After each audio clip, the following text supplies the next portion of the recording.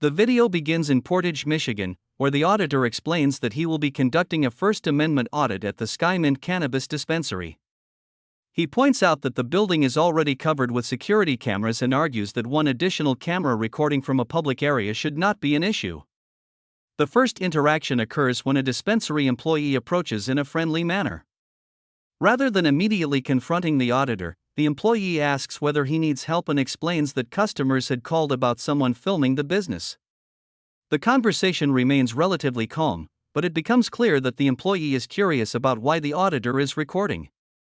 The auditor refuses to provide much information beyond saying he is simply recording. The employee continues asking questions but remains polite throughout the interaction. This opening segment establishes the location, introduces the concept of the audit, and creates the first layer of curiosity as employees begin noticing the camera. This serves as the perfect introduction because viewers immediately understand the setting, the purpose of the audit, and the fact that attention is already being drawn toward the cameraman.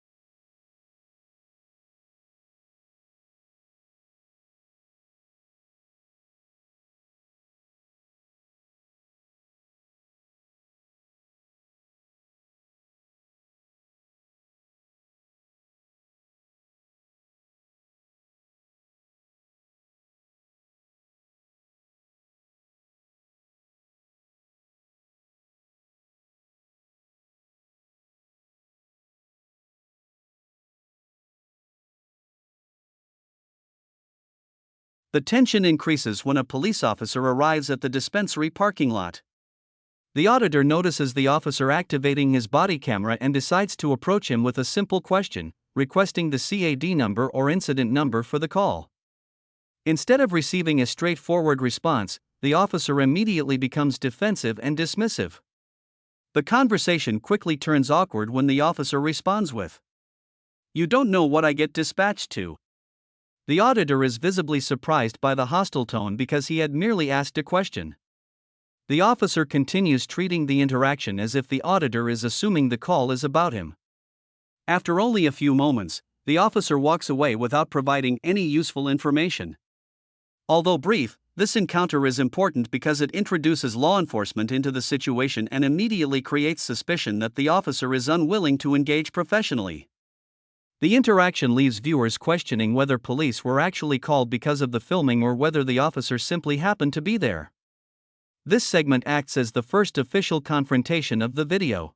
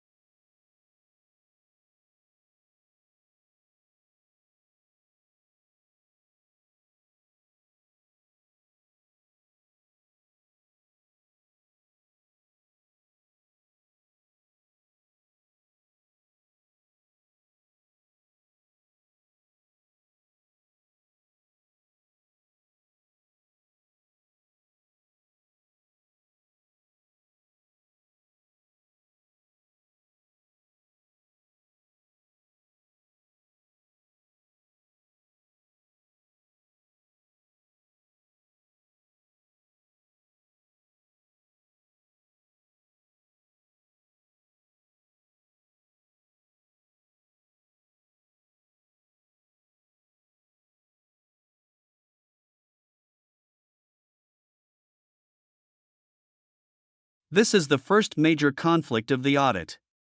A customer notices that the auditor filmed his vehicle and immediately becomes upset. He approaches aggressively and demands to know why his car and license plate were recorded. The customer repeatedly questions the auditor's motives and insists that recording his vehicle is a problem. The auditor pushes back and reminds him that he is standing in public and legally filming.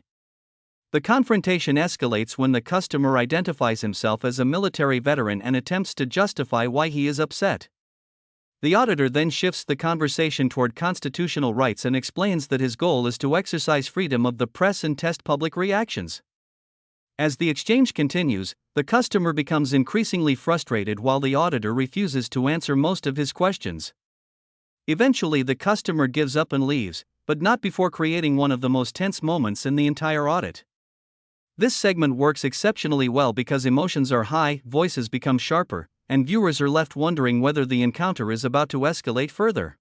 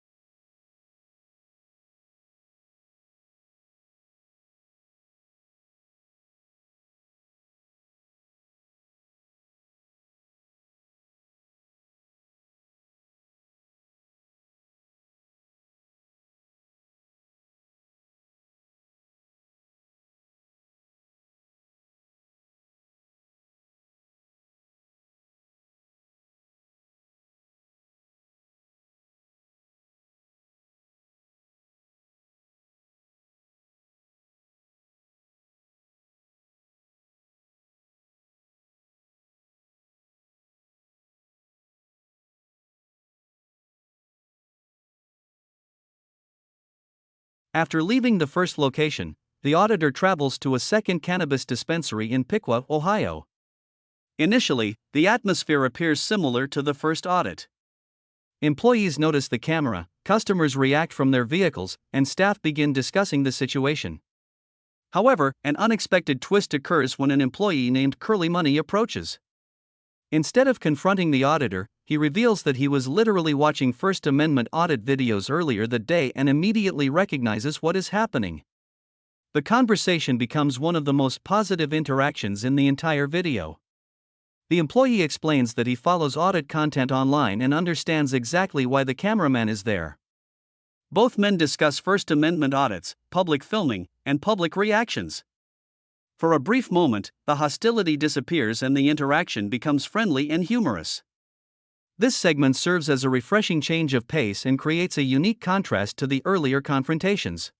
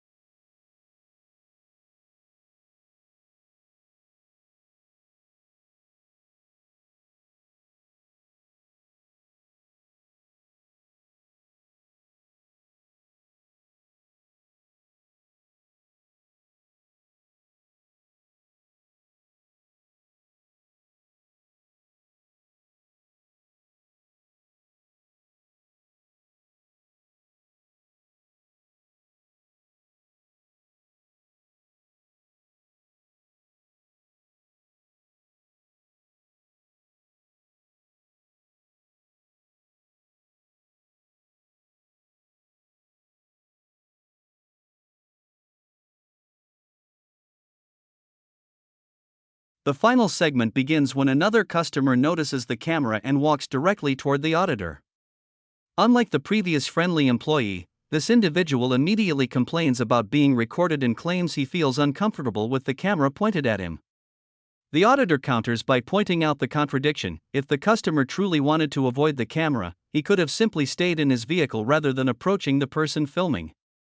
The exchange turns into a verbal back and forth, with both sides talking over each other. The auditor repeatedly tells the customer to relax and enjoy his day, while the customer continues questioning the filming. Eventually, the individual leaves frustrated, adding another confrontation to the day's events.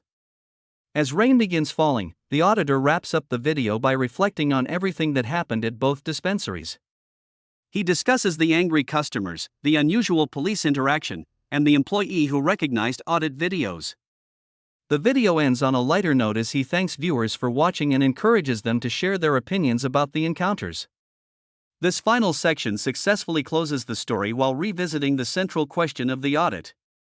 Why do some people become so uncomfortable when someone legally records in public?